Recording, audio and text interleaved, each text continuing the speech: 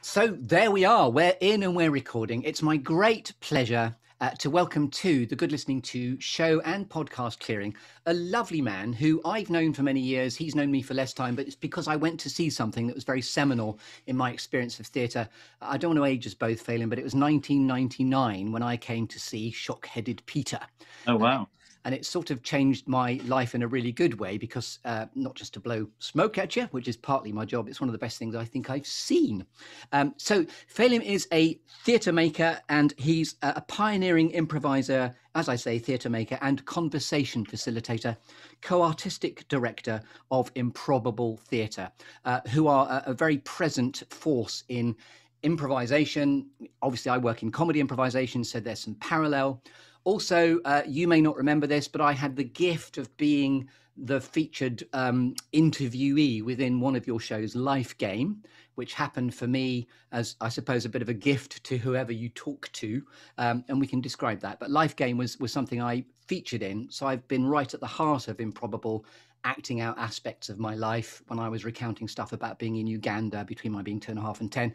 Again, that was incredibly memorable, stuff that I will never forget because it's fairly unique that you're wrapped in theatre. But anyway, Phelim, you're very, very welcome to the Good Listening To show clearing. Morning. Thank you. Morning. And as we started to speak, you were apologising for planes going over because you're sitting under you're in a beautiful conservatory or conservatoire, but you're under a flight path, I hear. I'm under a flight path, and I can track basically the relaxing of restrictions. It was kind of amazing time when lockdown happened and the planes stopped, because it totally changed the atmosphere here, because the quiet was very different, but slowly, and they're not as often as they were. Yes. And the discussions about that extra runway seem to have kind of lost their impetus at the moment. In a good way, I'm sure. Yeah. So I'm going to run you through the storytelling structure, and it's a real delight to bring a natural storyteller and enabler of theatre space. I mean, you do it on an epic scale because, you know, obviously I know what you do, but you direct plays on an epic scale in that you do it on the most, I suppose, epic arena possible in the world of theatre, which is you direct opera as well. I'm a late convert to opera, I have to say. So, but yes, I've been making operas, which is the last thing I ever expected I would end up doing, I have to say. And get you for the theatre space of yes and, because presumably someone asked you one day and you went, yes and okay. Exactly. Well, actually, I mean, there is a story in that, which is that I was asked to direct a Philip Glass opera, and it was his first opera, which he didn't really consider to be an opera until it got double booked into an opera space and got reviewed as an opera. And it was a piece of experimental music theatre that was so crazy and groundbreaking. And someone said, do you want to direct that? And I said, well, why would I want to direct that? That's like trying to tell someone they should have had a different dream, because it was so, imaginative as a piece. But then I discussed with him, and he suggested another opera, which was about Gandhi, and I ended up directing that. And you say crazy and groundbreaking, and if I may, that's a great sort of definition of what I think you're all about. I think you're this is a compliment to you. You're crazy and groundbreaking. And even looking at you today, it's just really a real pleasure to be here with a real theatre maker. That's nice. I mean, it's kind of weird, you as an improviser, people go, oh, you're an improviser, be wacky, so it's slightly in that territory, crazy and groundbreaking. So yeah, but I'll go with that this morning. And it's the idea of swimming away from the reef a bit, where it gets a bit cold, and it's about taking risks. And of course, the empty space of all theatre, which is an empty space brimming and charged with potential, is what I think we probably both enjoy. Yes. And I know that you've become a real creative foil of Philip Glass, because it's combining two of your great passions. You adore his work, but also now the fact you're in the opera arena must be incredibly satisfying. Yeah. I mean, I just made a show recently about, maybe it comes in one of the later questions, but about my long-term relationship with his music in my theatre shows, because there's a thread that runs all the way through. The very first show that I created when I left college, we used his music in that show. And Yeah. So that the show that I just made, which actually I should currently be in Germany performing this week, which is very sad because I'm not. But he wrote some music for that, and it's a storytelling show about my obsession with Philip, basically. And please do let your thinking unfold about that too. So shall we get cracking then with taking you through the storytelling journey? I'm going to bounce you along as usual. It's all to play for because we've got the clearing itself, which I'll get you to describe in a minute. Then we've got a tree. We've got some storytelling apples to fall out of that tree. We've got alchemy gold. And then via a bit of cheeky Shakespeare, we've got a cake. So it's all to play for. And at the end, by the way, I will invite you to go really deep on your own URLs, kind sir. Oh, God, yes. And you can have to try and remember my URLs, Mrs. Yes, Mrs. Vicar. So, Phelim McDermott, wonderful English actor and stage director. What is a clearing like for you, literally or metaphorically, please? So a clearing, which I guess would be a space where you feel a sense of space, a sense of relaxation. It does connect to what I was just talking about, the show that I made with Philip Glass, because for many years, since the early to mid 80s, I read a book, which was a book about floating. That is, floating in a flotation tank. And at the time, that was a very crazy, groundbreaking thing at the time, because there were very few float centers around. So I would seek them out. And I basically got interested in floating in flotation tanks and what that was like. And for me, I get a lot of pelvic pain. Get pain in my body, in my pelvis. Used to cycle, can't anymore. And one of the physical ways that I go into a clearing is I book myself. I must do that thing. I must book myself a float. And I open the lid of this.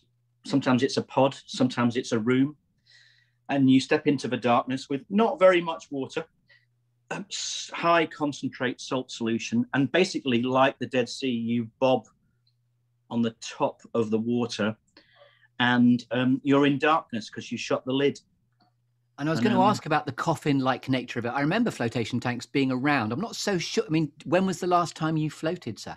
Yesterday. Oh, I like that. Good. I kind of thought, I'll book a float before this interview. Oh.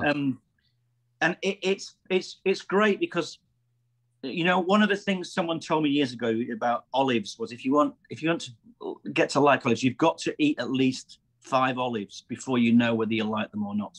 So there's a kind of threshold. That's a great philosophy. There's a threshold with flotation, I would say, is when you need to do at least 3 floats before you know whether you really like it or not, or whether it's your thing. So I can imagine there could be a bit of panic attached with the darkness and the floating, and because it is a real detachment and maybe a return to one center. I mean, you can describe and tell us that. You return to your. I mean, basically, the scary thing is, and the wonderful thing is, it's just you and you in there, and all the bits of you that might come, and that involves tapping into. You become aware of your inner world, literally your physical inner world, because very, very, you can sometimes hear your own heartbeat. But sometimes people say, isn't it claustrophobic in there? And I would say it's almost the opposite. It's more a sense of space. So almost agoraphobic as the other extreme. Maybe, yes. But I, you know, some people don't like it, of course, like improv.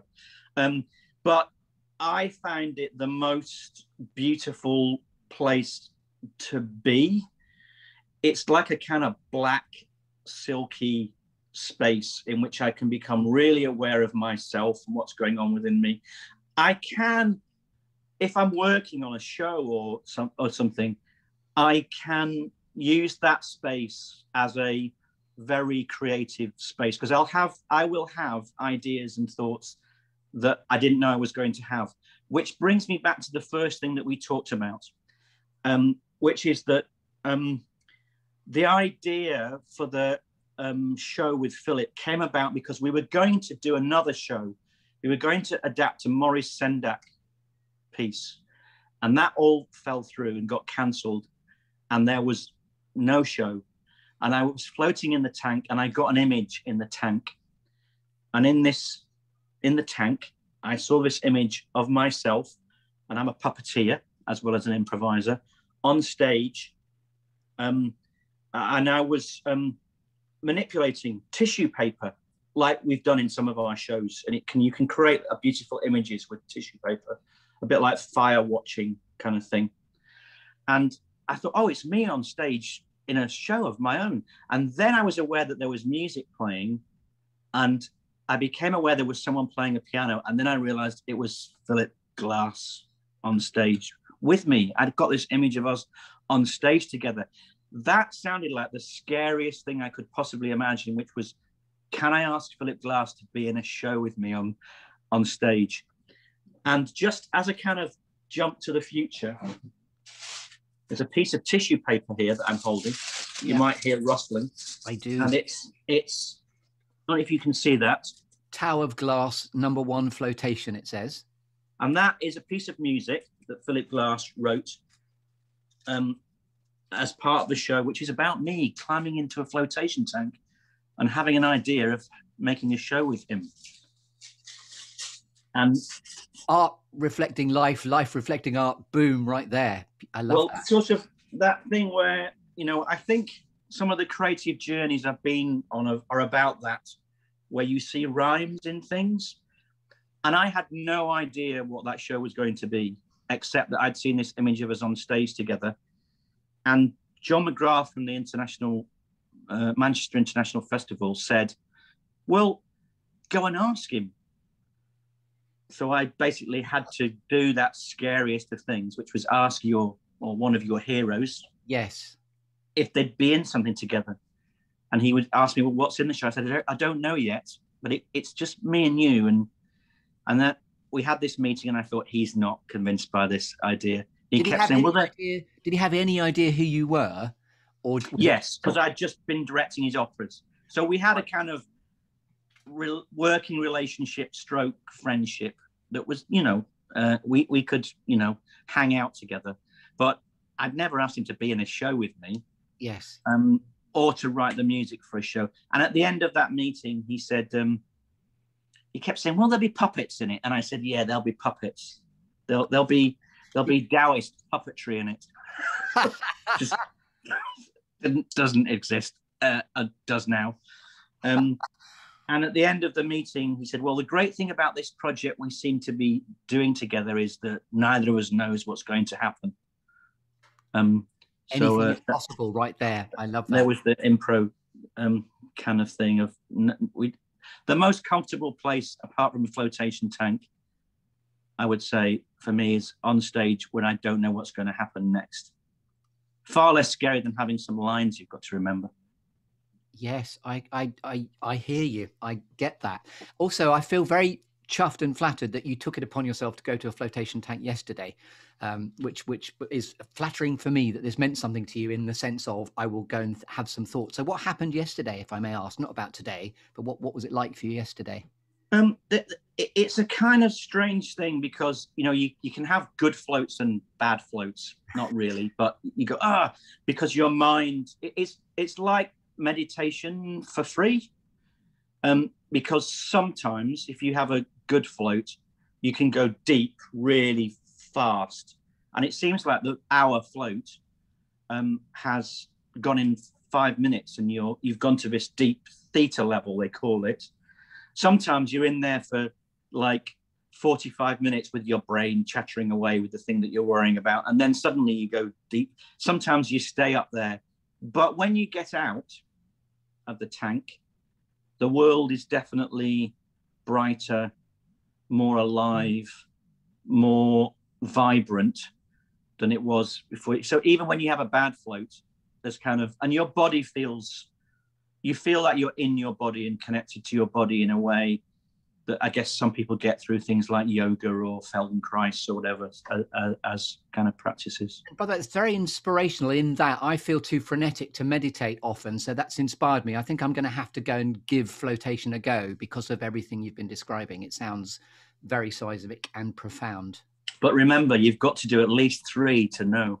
5, if I may come back to the maths of the olives. Love that.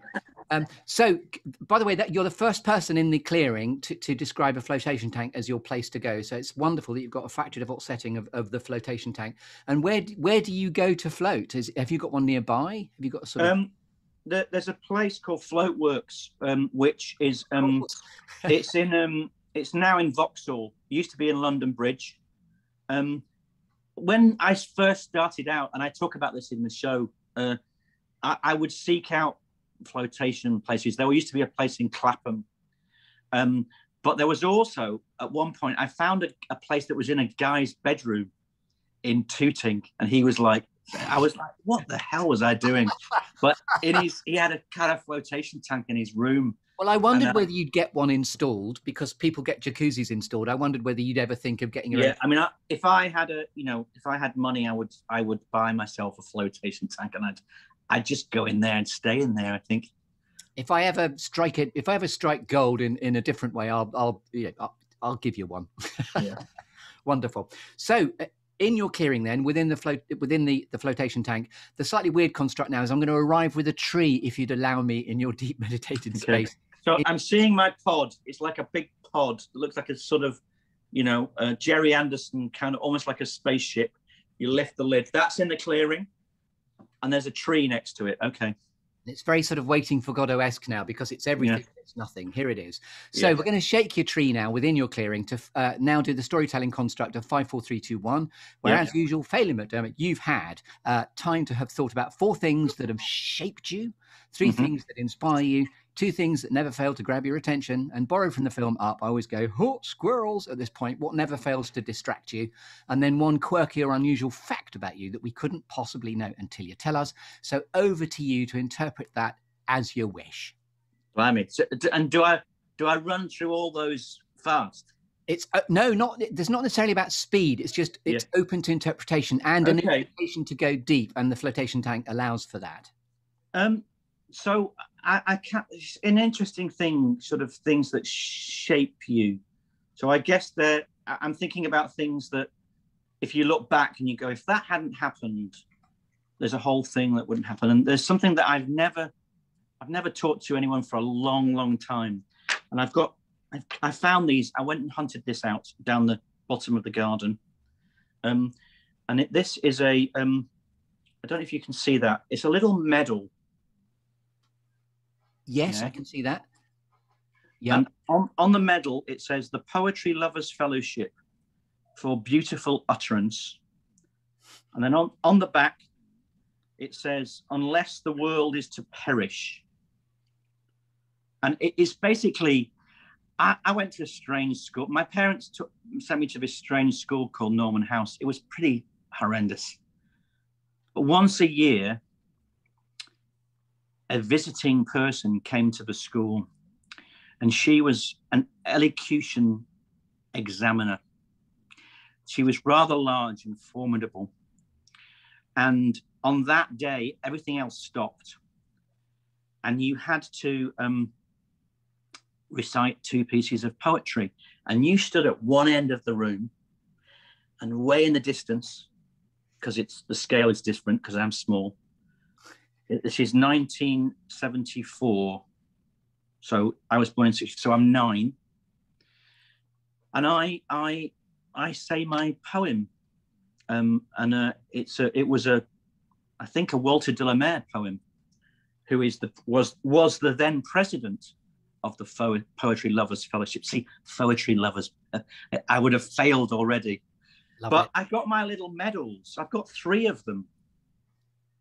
And they were basically little affirmations of what I really loved, which was performing. I love it. 3 as well. You're given 3 affirmations, which is enough to make the spell come true. Look, 2 bronze ones, and then the last one is a silver one. Look at that. So the gold is yet to come.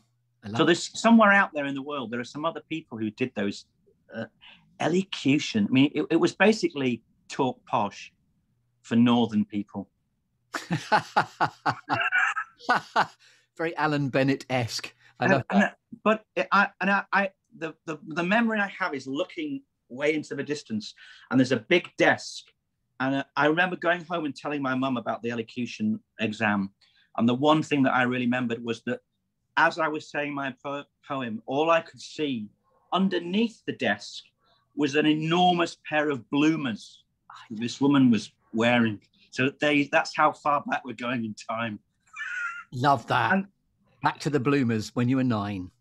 And I would just say that, of course, there are other things like, my mum's love of Shakespeare. She was an English teacher. She took me to the theatre. That's part of it.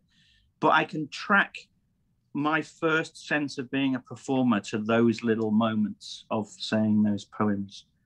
And a Walter de la Mare was your first utterance, is what I heard there. Is that right? It would be. I can't remember the poem. It was probably something about the moon. Slowly, silently, now the moon walks the night in its silver shoon. I've got no idea if that's right or what it means. But it is right, because what it means to you is what it means. I love that. Yeah. Yeah. So that's like a theme that goes back to the beginning of my early days as a performer. Other things that shaped me. How many have I got? You've got 4 things that have shaped you, 3 that inspire you. I mean, it's flexible. I don't mind if there's overlap either. So just go where you like, riffing on this wonderful theme. I would say my mum was an English teacher. So I would say her love of books and her kind of sense that books and reading was this really important thing. I was not good at school, really. I then went on to Manchester Grammar School, and I academically did not do well, went to the Dramatic Society, and that kind of saved me from exams and those things. But I've always had the love of books and reading and early childhood books, Alan Garner books, kind of magical books. And books have had a big influence on me, and they're one of the things that I consider to be my friends. Were you an only child or siblings? What No, happened? I mean, I was in between 2 sisters, an older sister, and then I had a closer 3 years younger sister. But even though I wasn't an only child in that dynamic, I was slightly in my own world, I think. And in some ways, I was an only child in my head type thing. So books and the relationships and friendships I made from those books, and the sense that you could, connect to people through books, is definitely a thing that's shaped me. And that was the beginning of storytelling and an awareness of it then. Yeah, and that being such an important thing. My mum and dad, he was a computer engineer, but he also had a real love of literature and books, and that, I would say, is a very formative thing. And my house is full of books. It's a tip of books. So I would say over the years, the things that have continued to shape me, I've found through books. So the next thing I'd mention that shaped me was that whilst at college, I read a book called Impro, which I'm sure you know, by a man called Keith Johnston. And I'd left college and formed a theatre company when we first with another theatre artist at the time called Julia Bardsley. And we formed a theatre company with a really stupid name called Derek Productions. Of course you did. And our first show was an adaptation of an Ian McEwan short story that I was the solo performer in. We used Philip Glass's Glassworks music for that show. There's another one of the threads. And each year, it would take us a year to make a show. We were on the Enterprise Allowance Scheme. I remember that. Yes. Yeah. Which meant that you would just about scrape by. Yeah. We would make a show, and they were great shows, and they did very well, but they were exercises in perfection in some ways. And we'd plan what they were like, and we'd visualize them, and then we'd make the show, and they would be very good. And then Julia got other jobs, and she went off to direct at the Royal Court and the National. And I was slightly left thinking, oh, what do I do? And I'd read Keith's book, and in the back of the stage, there was a tiny advert. It was really small, and it was for a workshop in Dorset, organised by a man called John Oram and Anne Jellicoe, who were big in the community theatre movement. And I went and did a 10-day course with Keith Johnston, and it totally turned my world upside down and changed my working creative life, but also in a way my life as well. Yes. Because it was like it turned the world upside down, inside out, around this idea, having come from a school that was about, you've got to get it all right, perfection, we're the best, all this stuff. And it was a discovery that creativity was very often held back by the idea of perfection and the idea of getting things right. There's a right answer, there's a wrong answer. Mm-hmm. And Keith had a series of exercises and games and a manner in the way that he taught, which basically was incredibly supportive of ideas coming from left field, coming from mistakes, and the idea that failure was an important part of the process to embrace as a step towards great ideas.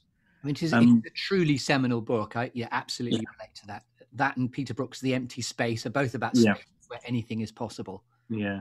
And one of the big things on that thing, people think about improv, and of course they think about the crazy, wacky comedy improv thing.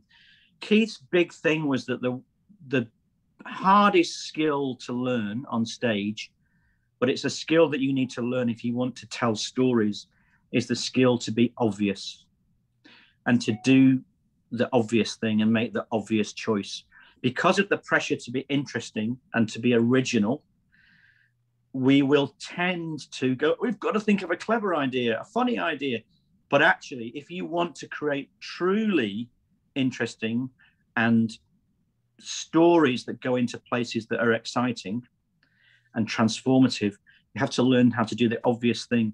And as a person over the years who has been lucky enough with the Comedy Store Players to play the Comedy Store, you know, for many weeks over the years, it's really interesting because, as you know, in improv, you ask for suggestions, and people, they shout their suggestions out, and they genuinely want to help the scenes be good. And so they go, I'll think of something really funny, original. And every week they shout exactly the same things. Yeah, Henry VIII. Yeah. Toilet, vibrator, abattoir. and it's not malicious. It's part of that process of the pressure to be interesting actually produces the same thing. Whereas in the moment, if you do the next obvious thing, it will lead you like crumbs into the wood, into areas that you would never plan. But it's such a hard thing to do because it almost, and another one of Keith's exercises is go on stage and try and see if you can bore the audience. Yes, absolutely. Not to be boring, yes, but to see if you can, and what that means is basically you slow down and you have time to think about what the next step is, to see the obvious next thing. That if you have a loaf of bread in front of you, the wacky performer will rip it up, but the obvious thing to do is to cut yourself a sandwich, a slice of bread. Yeah. And if you keep following the next thing, there will come a point, because it's impossible not to, for something odd, strange to happen of its own accord. And it won't be an idea that you came up with. It will be a happenstance idea, or from the big improv god mind, which you're not in control of. Consequently, because you're not in control of it, you will be more interesting because you'll be vulnerable. Yes, the So true notion of presence there as well, to be truly present to just what's in front of you, and then creativity is just a few threads away. yeah, yes, and you know, original ideas. You can always. I think about you know, we did this show called Sticky, and it was basically you know, it looked like a wacky idea. It was we built a tower, 100-foot tower out of sellotape with lots of fireworks, and we lifted it up with a crane, and it was like a kind of beautiful shimmering tower, because when you lit the sellotape, it glowed in a beautiful way. Now that looks like a sort of a crazy mad idea, but actually it was the next obvious thing. So we'd done a first show where we played with sellotape on a small scale to create rooms in a house. Then we did a production of Midsummer Night's Dream where we went, oh, let's use sellotape to make the forest and the fairies, and oh, they'll be like spiders because it's like spider webs. And then there was the Glasgow Year of Architecture, and in between two buildings was a gap. And Julian Crouch, the designer, we said, well, maybe we should build a building in between that. We should make it out of sellotape. And it's actually a journey of doing the next most obvious thing. And it will lead you to interesting places. And many artists, you know, you think about Picasso, he has really, all he did was the next thing. And it leads somewhere interesting. This is lovely stuff, Phelim, loving it. And my job obviously is to curate us through. Keep me moving. So to keep you moving. So we could get on to 3 things that inspire you now. You're giving me inspiration and you're giving it. Yes. So don't worry about any overlap, but just keep shaking your tree. One of my inspirations is a man called Michael Chekhov. I don't know if you've heard of Michael Chekhov. He was Anton Chekhov's nephew. And he wrote a book called, it's the books again, so really it's books. He wrote a book called To the Actor. And it's quite an old-fashioned book, but it's a manual of how to be on stage, perform. And he created a technique that was a development of Stanislavski's technique. Now, those of you who know theatre, Stanislavski, one of the things they talk about is sense memory. So you use a memory from your past. Michael Chekhov was his student, was famous for this workshop where he did the scene of how of recreating when his father had died. He did this beautiful scene of himself at his father's grave, and he moved everyone to tears in this sense memory exercise where he'd called on this past event. And Stanislavski was very angry because 3 weeks later he discovered that Michael Chekhov's father was still alive, and it wasn't it was a sense memory thing. I actually became most interested in Michael Chekhov's book because it's mentioned in a small sentence in Impro. So it's like a little clue, looking for clues, and that's something that inspires me.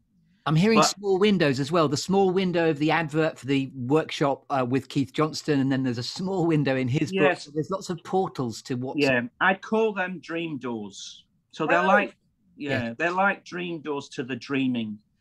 And Michael Chekhov's work absolutely connects to this sense of there being another realm, which is the imaginative realm or the dream realm, using imagery. So on stage, as a performer, you use images on stage, movement qualities where the space around you, you imagine to be a substance that exists and you're pushing through. And it's a beautiful old-fashioned book, and almost so old-fashioned that you think it is like, why would you do this? Strange. I followed the instructions. You know, I literally, when I'll do this first exercise, and slowly through that, I began using his technique. I now use it in all my directing work. And one of his techniques is that you use, if you're going to work with a character, you, like in your flotation tank, you go, now tell me, Hamlet, how do I perform this bit? And you imagine the character coming towards you, and they can, in your imagination, show you how to perform bits. And you say, well, that's not quite right. Show me what the costume's like. Show me what, and you basically have a conversation with this image in your mind. I started teaching Michael Chekhov work, and I used his teaching method to work out how to teach his method, which was, I imagined Michael Chekhov coming to me, and I'd say, so how do I teach this? And he would come to me. He was long since dead, of course, and he would tell me how to do the exercises. And so I was taught by Michael Chekhov. You were in the dreaming realm. Yes, there's sort of a playing it forward visionary thing. It's made me think of the Book of Kells, the idea that monks way back when would record stuff, and it's how it lasts and the long tail of, and the fact you pick it up means the bridge has been, the gap has been bridged. I think this is important because sometimes with a technique, people can become very rigid, and there's a one way to do it, but his technique was that it would need to keep being reimagined. I then many years later went on a workshop in America, an organization called Misha, which, because Michael Chekhov ended up in America in movies. He's in Hitchcock's films, and he plays a psychiatrist in I can't remember the film. It's not Vertigo. It's the one where the guy, never mind. He's in one of the Hitchcock films, but he ended up in Hollywood and in America. So there's a big group of people who work with him. Some of them, one or two of them, still alive. And they said, "Oh, how did you come to work with this technique?" Because I was like, I didn't know anything. I thought I'm a pretender. I've just done it from his book. And I said, well, he taught me. I followed his methods, and he taught me how to teach his work. That's how I was doing it. So, imposter syndrome. I'm still an inspiration now. Yes, I will. We will get a lick on shortly, but this is so rich, by the way. But keep going. I would say inspiration. One of the things I'm going to mention is silence, and just because, as we're supposed to get a lick on, for instance, they call it dead air on the radio, But what I've discovered over the years, especially with improv, is there are moments where there's nothing happening and there's silence. And the fear makes you want to fill it. And so if you can wait and trust, something might emerge from that silence. And I think, I may have made this up, but I think it's Eckhart Tolle says there's no new idea that hasn't got some relationship to silence. And I think new ideas, creativity, need to develop a relationship with silence, because those are the moments where no one knows anything. And those are the moments, if you can hold them, and they're often uncomfortable for some people. But for me, in the world of improv, I realized that I was, over the years, getting sort of turned on by silence on stage, because that was the moment that was truly like, no one knows anything. And the most exciting moments. I did this opera, Satyagraha, about Gandhi. And as I say, opera was very new to me. But what I discovered in that opera, there's this extraordinary bit in the opera where people in South Africa, they're burning their record cards as a protest. And there's a kind of ceremony ritual they do where they burn their cards. And in this piece of music, there are these moments of silence. And my first opera that I directed in the Colosseum Theatre, and there's these moments where the music's so full, and then this silence happens. And what I realized was that silence, a la John Cage, was just as much part of the music as the notes were part of the music. I mean, it's it's an obvious thing, of course, but that silence was created just as much by the audience as by the musicians, and that Michael Chekhov work again, the atmosphere. So I get inspired by silence. And by the way, that's so relatable from the idea of the most magical moment that can often happen at the very, very end when the audience doesn't want to move. Yes. And coming full circle, there is that line from Hamlet, and the rest is silence. Yes. Awesome. Completely agree with you. That's just brilliant. So now we're talking about two things that never fail to grab your attention. The two things, the two mistakes. I'm cutting down on time there. Mistakes. Again, with improv, I got interested in improv because I realized that the interesting moments on stage were the mistakes, that they were the moments that were most theatrical, and that if you included them and you brought them into folded them into the narrative, then the audience, instead of it, there's a belief in that moment. You go, oh, if I mention that mistake that's happened, I could destroy everything. And I might break the suspension of disbelief. Counterintuitively, what happens is, if you include the mistake, the audience can go deeper. Yes. They're reminded that it's a live moment. And it's actually the most obvious thing to do. If a mistake happens, deal with it or include it or find out what the gift in it is. And so I would say the thing in a workshop when I'm teaching, there'll be something there'll be the plan of how the workshop's going, and then there'll be this secondary thing, which is the interruption, the disturbance, the person who walks into the room, the cleaner that walks through. Yes, absolutely. Or the thing in the room that's like, the fly that, it is sort of, I have to tell this story. We did this show called Spirit, and Spirit we'd done lots of years of saying yes and in our shows and saying yes to each other. And we decided to do a show where we did the opposite, where we said no to each other a lot. So it's an improv show about conflict and war. We devised it, had an improvised beginning and an improvised end. And we did it in New York on press night. At the beginning, we'd pop it, very big catchy, and we'd pop out of this raised, steep set from these trapdoors, 3 performers, me, Lee, and Guy. And in the theatre, this enormous fly was flying around, and it landed on the set right in front of Lee. And we talked about it. And then we, talked about the fly, and then we disappear. Then we'd do the show, and then at the end of the show, we'd often talk about the mistakes or the things that had gone wrong in the show. We'd have a go at each other. We'd say, you got that line. What was going on when you got that line wrong? What were you thinking about? And we'd unpick them. We got to the end of the show, and the fly came back.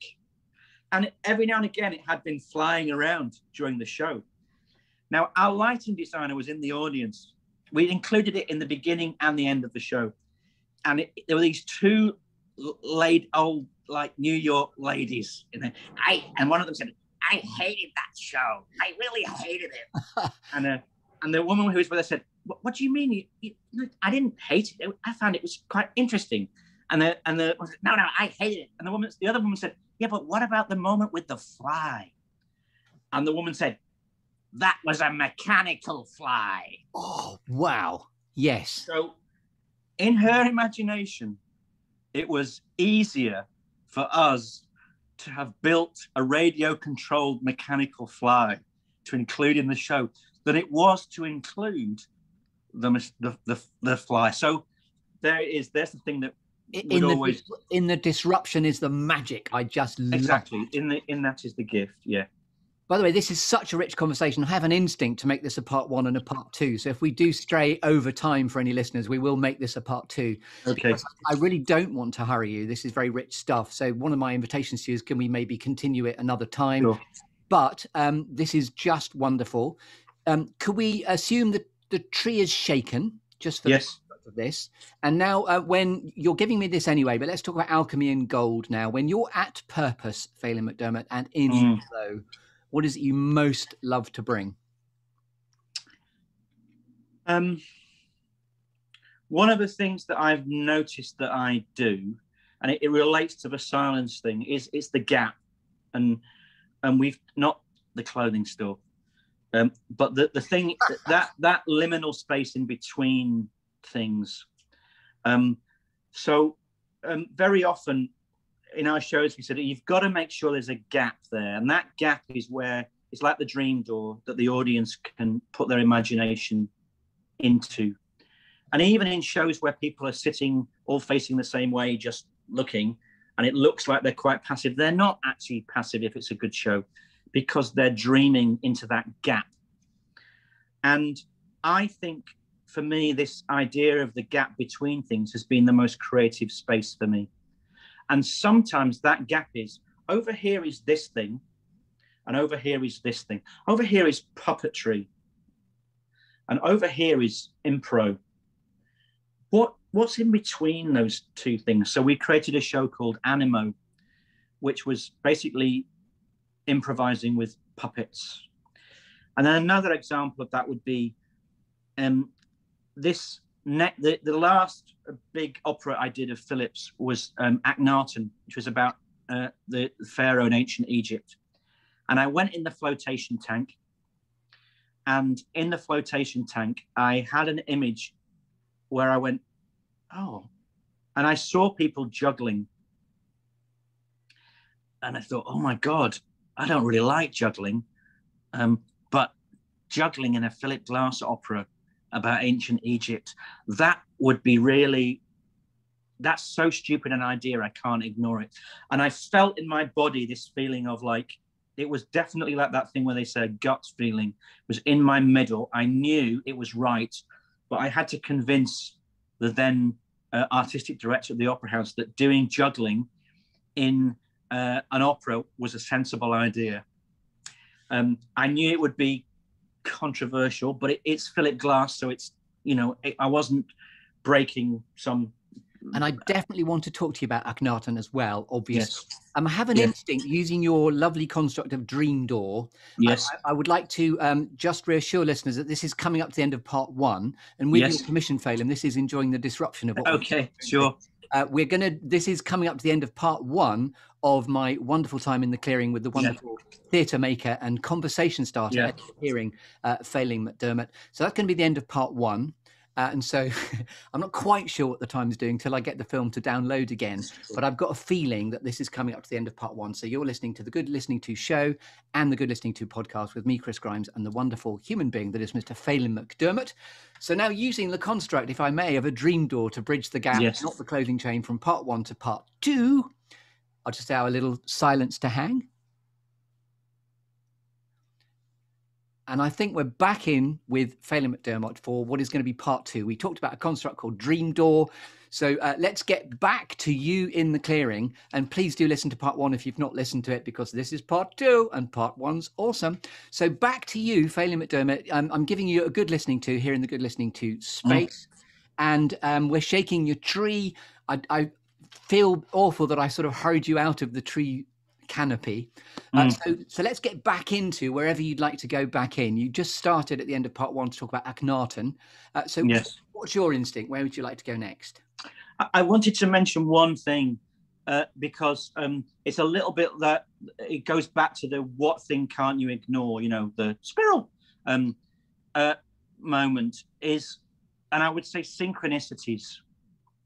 So in this conversation about whether you could put juggling into an opera, I then started researching good juggling companies. And there's a company called the Sean Gandini Company, and they're amazing choreographic jugglers. And they do sort of like pattern juggling. And I started looking at their work and seeing how beautiful it was. And it looks like a visual metaphor of Philip Glass's music. And this is an opera about Akhenaten, the ancient Egyptian pharaoh, who was the first monotheist, purportedly. There'd been multi-Egyptian gods, but he decided that they would worship the sun. And anyway, I contacted Sean Gandini and said, I've got this idea of maybe using juggling in an opera. And it's an opera about the ancient Egyptians. And Sean said, sorry to interrupt you, had you seen juggling in hieroglyphic form, which gave you the idea? This was the thing. I did not know this. And Sean said to me, you do know the first ever image of juggling is an Egyptian hieroglyphic? And I said, no. He said, yes. He said, and he Googled it. And of course, there's this picture of these women juggling. And I was like, well, of course, this has to be in the opera. Wow. So that felt like one of those moments that's, a synchronicity moment where you go, the dreaming world is telling me that this is right. I can't ignore it.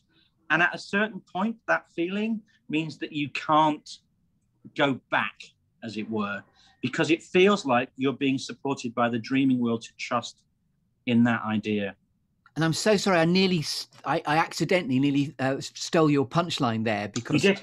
And I'm very sorry about that, because it was just fired off. Wow, I wonder where you knew juggling could even feature. And now it happened at the Colosseum and at the New York Met. And of course, we made an enormous image, which is on the picture for the Hymn to the Sun, that's going to be released on Friday, I think. It's very current, yes, because this has come back for you, the whole opera, hasn't it? It's something you're reincorporating and bringing back into the space of the opera. Yeah, and then there's this bit where he sings a hymn to the sun. The Tompai created this enormous glowing orb. And of course, it didn't really occur to me, but we'd actually made one giant juggling ball. So there's a bit where the jugglers juggle in front of it, and the juggling balls look like atoms. So it almost like goes down to this kind of super microscopic level. But they, of course, they're juggling, and they're basically worshipping the great big juggling god. Wow. And did you see the weather exhibition, as it was called, at the Tate Modern, which was this fantastic sunshine?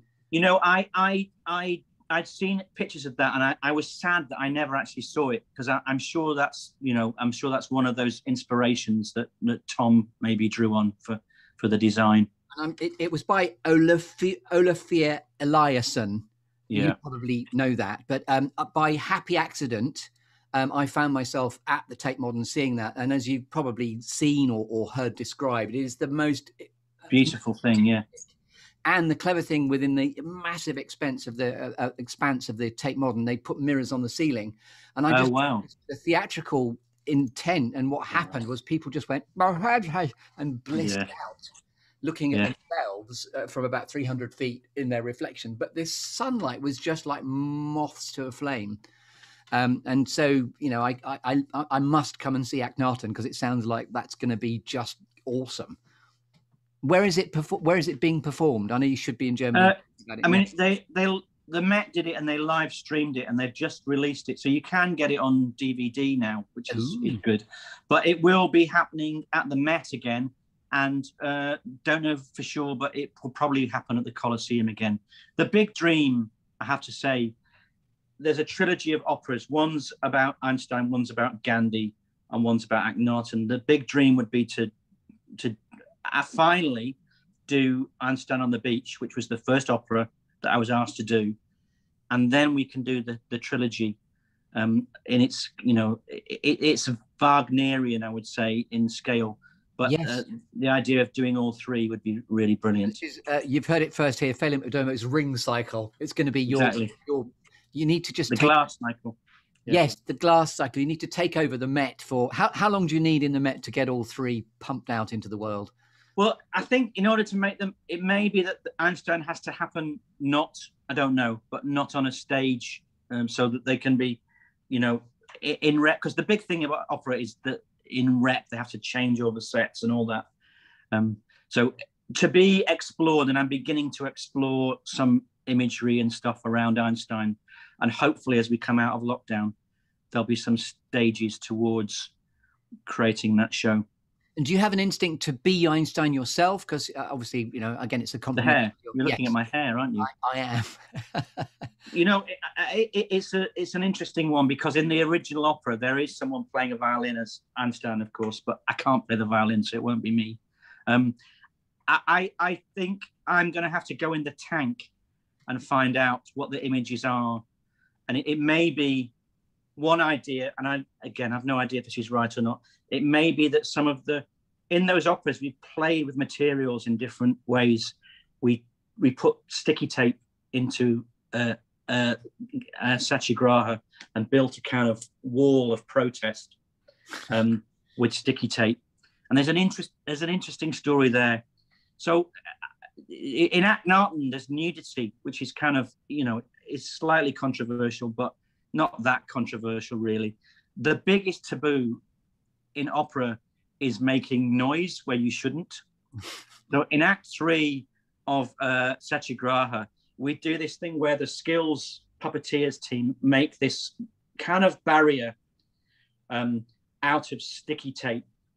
And we're like, how can we can't make that awful noise during his opera. I know Philip's, radical, but we discovered that there was a man who had been working in a packing factory, and he'd been driven crazy by the sound of tape.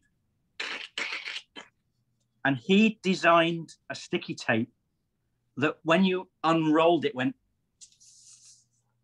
ooh. And we christened it silo tape because it was like silent. And it meant that we could do the beautiful thing with sellotape on the stage, sticky tape, scotch tape in different parts of the world, and make this image. And then we make this barrier that becomes a kind of representation of Satyagraha, which is this concept that Gandhi created about protest. And it basically means truth force or love force, and to protest and activism, not by violence, but by this particular meditative process in a way, where you work on yourself when you go into conflict and protest. And this sticky tape barrier was then snipped at both ends, and the aerialists picked it up and made an enormous figure in the air of this kind of figure of almost like a ghost in the air protest. And I love the reincorporation of scotch tape, sellotape, throughout a lot of the creative endeavors. And I love the fact there is a creative solution to make the tape more silent for opera. And the fact you found somebody fairly random to you until that point that was going to solve that problem for you. Yeah, well, that would be that would be the people working, on the production side who found this, which was great. What you mustn't do is store it in a cold room, like they did on the first show at the Metropolitan Opera, because then it does make noise because it goes all stiff and crackly. And by the way, when you said go back to the tank, just to remind listeners, that's about going back to the flotation tank, which is your clearing, where you go to reflect and go deep in what's required next in where your mindscape is going. It's a fascinating proposition. Yes, it's not a tank, the other kind of tank. Well, what type of tank do you mean at that point? Well, it's not a Centurion tank. Yes. It's not a sort of object of war. Yeah, exactly. Obstacle of the mind, which is fantastic. Yeah. So here we are. We've what's so lovely is we've sort of gone away from the reef slightly, in that I was trying to record as in a 45-minute program, but it sort of overlapped into part 2. I'm sorry. I burble on. No, you burble beautifully, which could be the name of a show. Who knows? But we'll keep going, shall we? In that we're in the clearing, we're shaking your tree. Did we get the quirky or unusual fact about you that we couldn't possibly know until you tell us, Phelim McDermott? I mean, I don't know if this is slightly cheating, because when we formed our company, Improbable, the first show that we made was a show called 70 Hill Lane. And you mentioned earlier the show that you'd been on stage with us, which is a show called Life Game. And again, Life Game is one of Keith Johnston's ideas, where you have a guest and there's a team of improvisers, and the guest picks someone from the improvisers to play them for the evening. And they then go through scenes from their life. And they don't ever play themselves.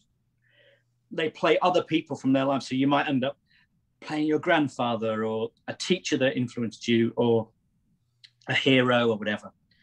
So I decided that I wanted to tell a particular story from my life, from my childhood. I was basically, the first Improbable show was me life gaming me, as it were. And this show was called 70 Hill Lane, which is an address in Manchester. And it was the house that I grew up in. And the story of that show was that in my teenage years, there was this brief period of about 3 days when there was a poltergeist in our house.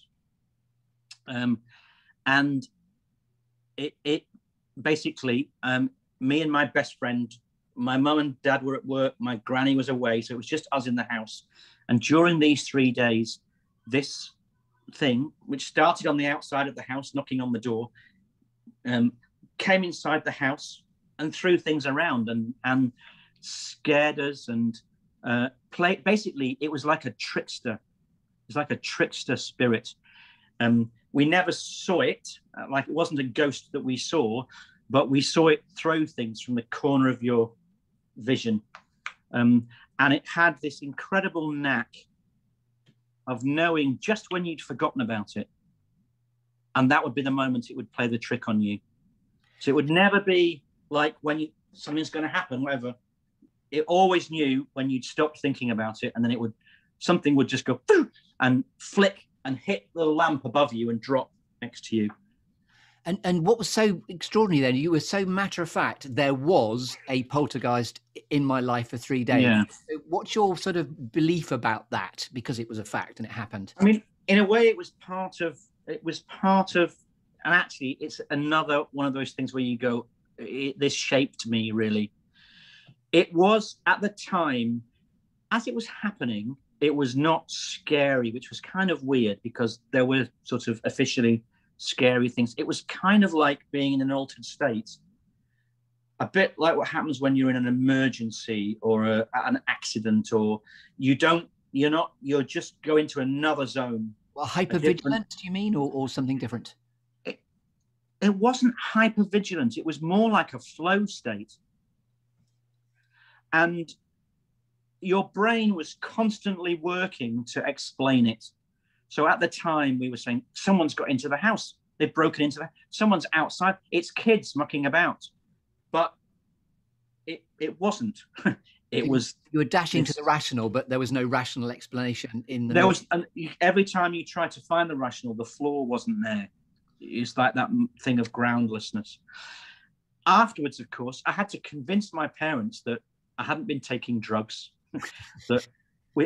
Because that night after the first day, then it got really scary because this thing had got into the house and gone to the top of the house, up to the attic, and was throwing things down the stairs. And we'd climb up to the top and it would throw things and we'd go, run down the stairs, and they'd bounce down the stairs afterwards. Little small things.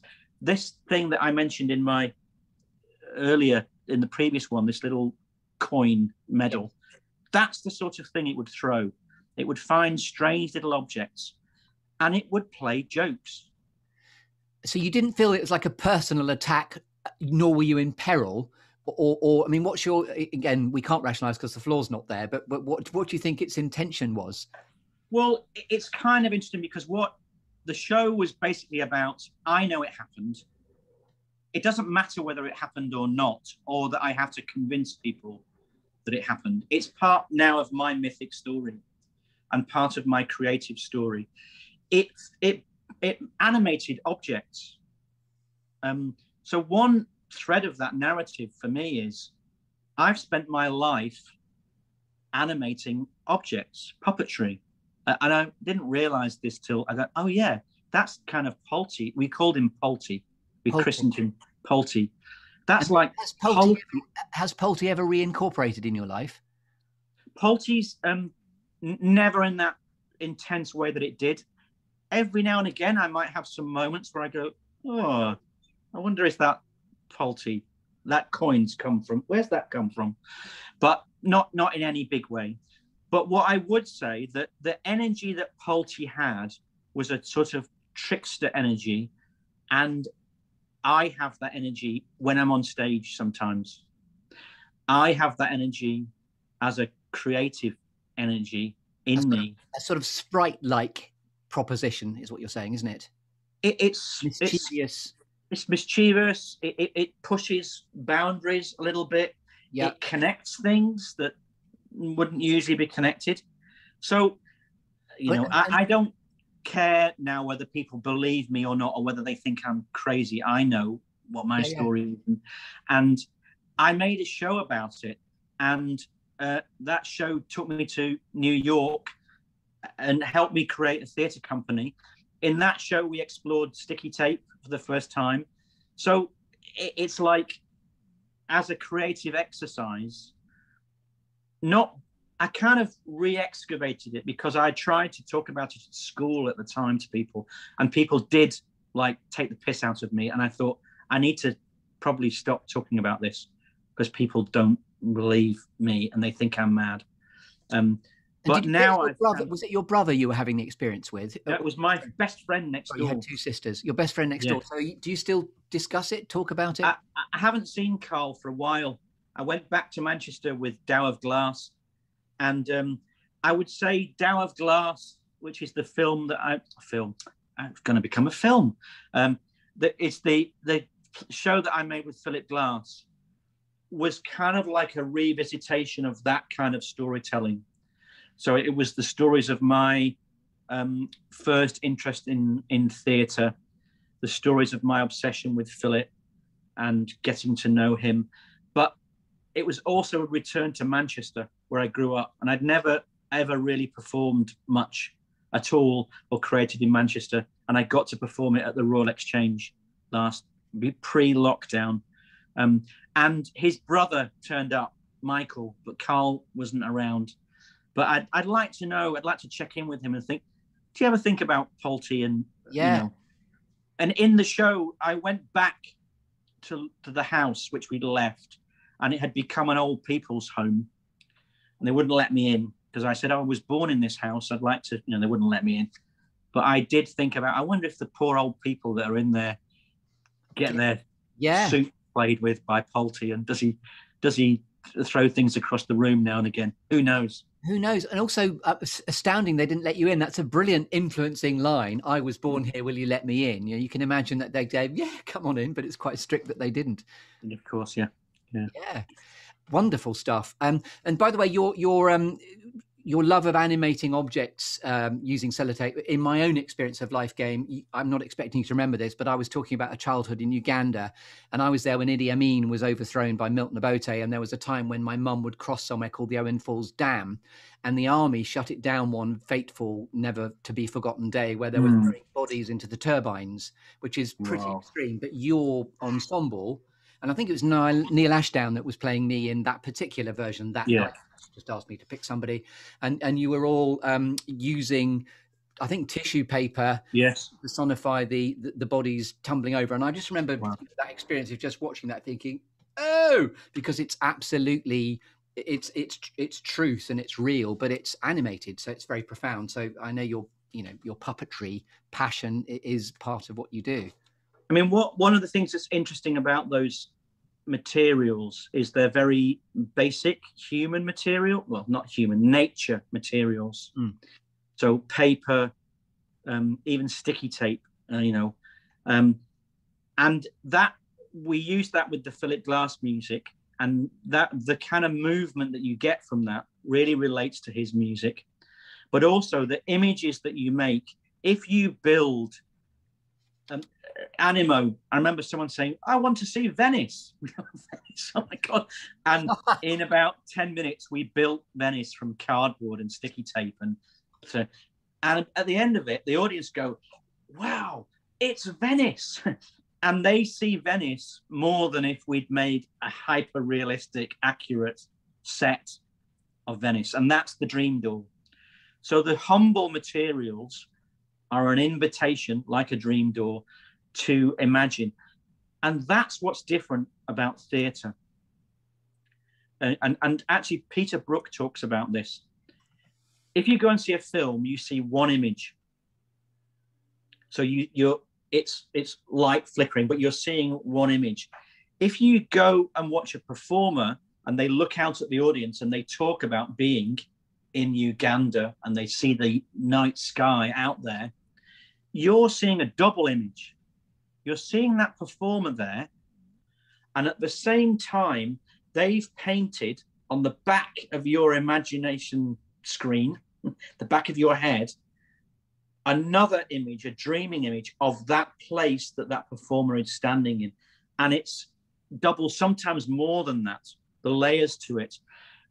That's something that theatre sometimes forgets that it can do, that film, video, TV can't do. And in the discussions about, will theatre be replaced by, will theatre end up online? And that's the thing that people mustn't forget, is what you get from that live experience. And we haven't talked about this yet, but your desire to keep that type of conversation going is curated in your space, which is called Devoted and Disgruntled, which is an extraordinary, you know, as you've said, you're a conversation facilitator as part of Improbable Theatre do. But do you want to just tell the sort of source story of that, the genesis story of how Devoted and Disgruntled came about? So it comes back to the what shaped me. It was another book, and it was a book that someone gave me and said, "Oh, you think you might be interested in this book?" And it's sat on my shelf for a while, and it did that ridiculous thing where it fell off the shelf, and I went, "I've not read this. I must read it." Holty gave it a nudge off the shelf. Holty gave it a nudge, and it fell off the shelf. Yeah. And this is the book. It's called Open Space Technology, a user's guide. And it's basically, what's interesting about it is I began to read it, and I saw rhymes with Keith Johnston's work.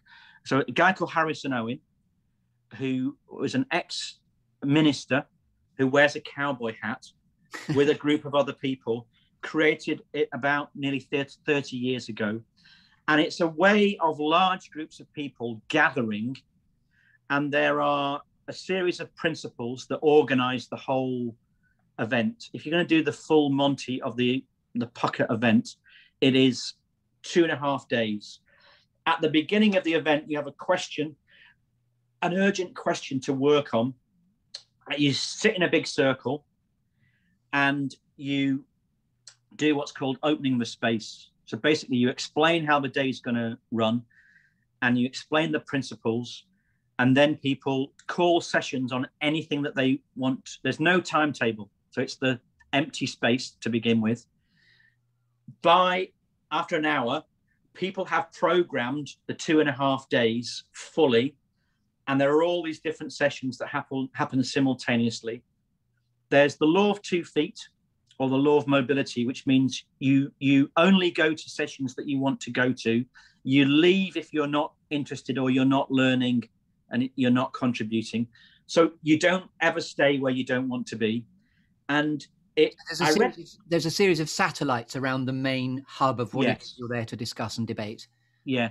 And then at the end of the day, you gather in a circle and you check in as a whole group again. So it's a way of working together incredibly collaboratively. Self-organization happens by itself, as it were.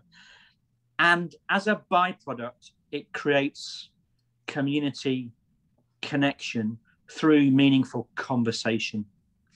Now, I read the book, and there's an exercise that Keith Johnston does, and I've called it the walkout exercise, and it was basically a feedback exercise. And he said he spent years trying to get companies to be honest in their feedback, ensembles to be honest in their feedback to each other. The hardest thing to do is to be honest to your other performers about that's annoying or that doesn't work. And he wanted people to say when they were bored, when they were watching a scene. He said, I got them to hold their hand up and lower it if they were, I got them to close their eyes if they were bored, and they still wouldn't do it. He said, I've finally discovered it. I put the rows of seats far enough apart, and then if someone starts improvising, if you get bored, you stand up and you walk out the room. And it was the first time people genuinely got, and this is crazy, scary exercise where you have to keep the audience in the room, but they leave. And it's like a kind of hardcore practice. But what you discover is that what keeps people in the room isn't being funny, doing, working hard, trying to be funny, coming up with crazy ideas, getting desperate and saying stay. What keeps people in the room is that you start telling stories. Boom. I love that. And by the way, it's so relatable, the idea of this sort of open space in everything we've been talking about, but also even in the construct of what we're doing here together today, the idea of a clearing where it's open interpretation, and it's brimming and charged with potential where anything's possible. And it's up to us where we go, because it's a structure, but it's, as you said, there's a structure with satellites to the forum that's there to discuss in different disgruntled. But it's so one of the things about improv games is, and systems or games theory talks about this, the more rules there are, the less sophisticated the game is. The simpler and more elegant the rules are, the more sophisticated the behavior is. So in open space technology, Harrison's principles, including the law of 2 feet, which was like the walkout exercise. So basically, people who dominate, use your 2 feet to vote. Is that what that means? So basically, if you're in a group that's discussing something, if someone's like hogging the conversation and they're boring you, you go, I'm not going to stay, and you leave. So 2 feet, literally get on your 2 feet and vote. Yeah, or whatever means you have. It could be of course, it could be 4 wheels or whatever. Law of mobility, because we don't all have 2 feet. Yes. But what it means is that there's a holding space of the conversation. Even the knowledge that people can walk out means that people who are fond of their own voice get the message that they have to be maybe listen more. Yes. So I read the book and I went, this is like a great big Keith Johnston improv exercise, but it's about all the stuff that I never know how to deal with. And I go, I don't want to deal with that. I just want to make theatre. I don't want to get into all this So I basically, you write an invitation, and I wrote this invitation about how people talked about the theatre community. Where is it? I don't feel it. And I realized, I'm devoted and disgruntled about this, wrote this invitation. And I thought, the other people that come and said, I think there'll be about 30 odd people. Over 200 people signed up. I'd never been to an open space event. I'd only read the book. So I literally, like Michael Chekhov, I followed the instructions, absolutely. And it was like a miracle, because it got to the moment where I went, now it's time, call your sessions. And I thought, do you know, there's nothing's going to happen. And then slowly people started stepping into the middle and calling their sessions. And it was like a miracle. And then I said, everybody, the marketplace is open. Go to the sessions you want to go to.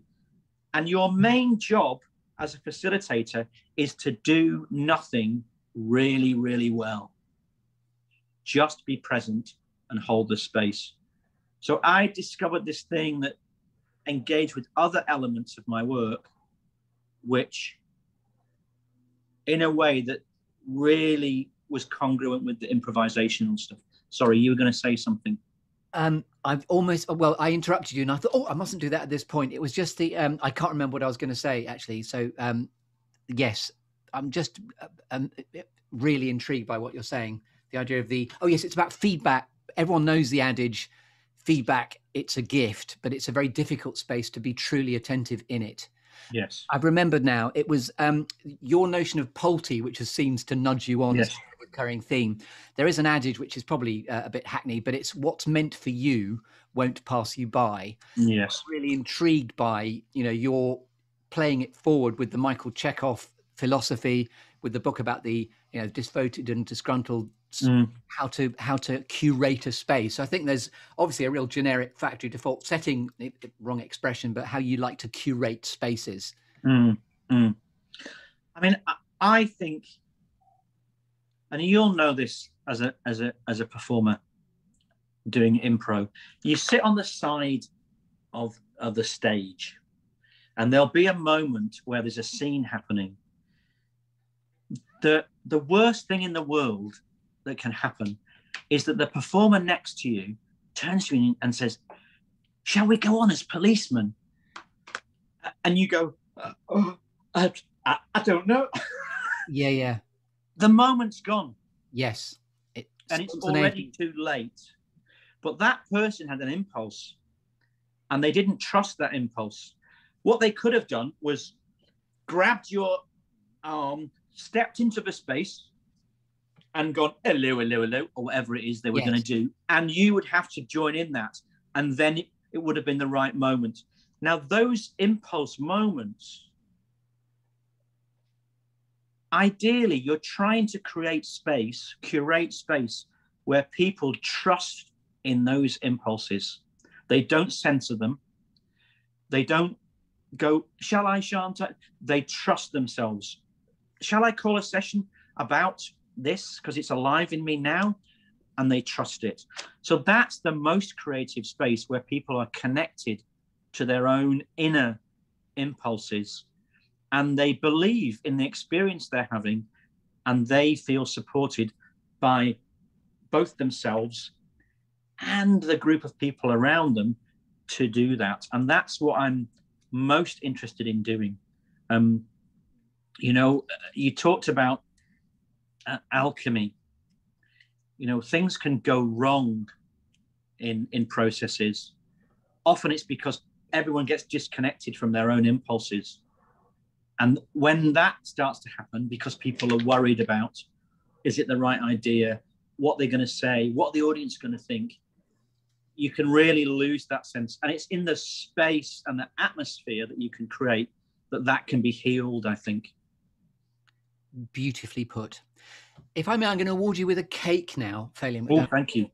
You're very welcome for gracing us with your presence here in the Good Listening To show and podcast Clearing. And this is, again, a lovely thing open to interpretation, whereby you're going to put a cherry on the cake, which is the legacy of our conversation. And you can go where you like, in that it's open to interpretation again, but we must take no longer than 5 minutes in what's about to happen, I think. This is open to interpretation in that it's what advice you might give to a younger version of yourself, for example. Could be a favorite quote that's always pulled you towards your future. And then, inspired by Shakespeare, all the world's a stage. You know, what's your legacy? How would you, when all is said and done, most like to be remembered? The thing that's alive in me at the moment, and it slightly jumps to the legacy thing, I'm aware that I've been making theatre a long time. I'm in my late 50s now. A bit of me still believes I'm the young trickster Polty, but another bit of me knows that I'm a kind of a good potential candidate for stepping into eldership or elderhood, whatever that is. In order for that to happen for my company, I feel like, having resisted over the years the temptation to run buildings, be connected to a space, I kind of want a home. And so there's a dream there about having a building in which the stuff I've learnt, the stuff that all the people that I've worked with over the years have learnt, is shared. And there's a space for, you know, we as performers, improvisers, you know, outdoor artists, devisers, creators, we don't, and it's been very apparent in the pandemic, we don't really have a home. Lots of freelancers felt outside of conversations in buildings and so on. I would like the dream. So basically, if you ask, there's the quote, and I'll get it wrong. It's if you build it, they will come. I think it's if you build it, he will come. But if you build it, they will come. I will rewrite it.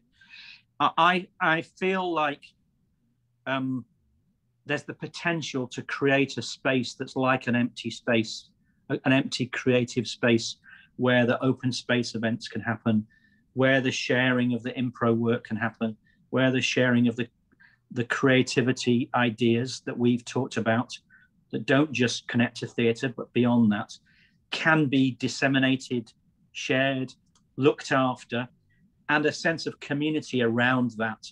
And people who think in a particular kind of creative way, like we've been talking, could gather. So my legacy would be that I believe in that. I don't know whether it will happen or whether we can make it happen. But I had an idea, which was that I should make a show about it, about the process of trying to make this dream of a beautiful, creative building that's connected to the landscape. Maybe it's not in the middle of a city. It's got a kind of connection to the landscape in some way. If I start to make a show in the same way that I said, I'm going to make a show with Philip Glass, can I get him to be on stage with me? And I did in the end. Can I create a show about the making of a building? And I was saying to the other people in the company, you know, if it doesn't work and we don't make it happen, we'll still have a really good show, because there'll be a good show about how I didn't manage to make it happen. So that's my little legacy to this conversation, is to say that out loud. And thank you for saying it here. And if I may, you're a wise owl, Phelim McDermott, and I think you are ready to accede to that position of, you know, what's got you here is not going to get you there. So there's an airlock, a dream door into what comes next for you. I'm going to show you something. I gathered some things. Look at that. Do you know what that is? What is that? So I'm describing it. It's got leaves at the bottom, and there's a number of like strands. It looks a little bit like a small shrub or a plant. It's ceramic. It's actually made from owl claws, not real owl claws. And that comes from Alan Garner's house. And I don't know if you know Alan Garner. He wrote a book called The Owl Service, which is a beautiful children's book. And one of the things that shaped me. And he came and saw my show in Manchester, and he showed me around. He's got a little museum of stuff from his beautiful storybooks and things in his house. And he gave me this, and it's a little beautiful plant made of owl claws. And when you said wise owl, I went, there we are. There's Alan Garner's and his owls. In service of owls, the owl that is Phelim McDermott. I mean that as a real compliment, by the way. I'm sorry about the lack of time in needing to come to the end of part 2 now. So you've been listening to the Good Listening To show with me, Chris Grimes, interviewing the wonderful theatre maker and wonderful conversation facilitator, the wise owl that has been Phelim McDermott. Just quickly mention the URLs. Where can we find out more about you on the internet? www.improbable.co.uk, and that's our theatre company, Improbable, and also www.devotedanddisgruntled.com, AND, and on Twitter I'm at Open Spacer. At Open Spacer. Thank you, Phelim, so much for, as I would like to say, gracing us with your presence here in the Good Listening To show, Clearing. Thank you very much indeed. Good night. Thank you.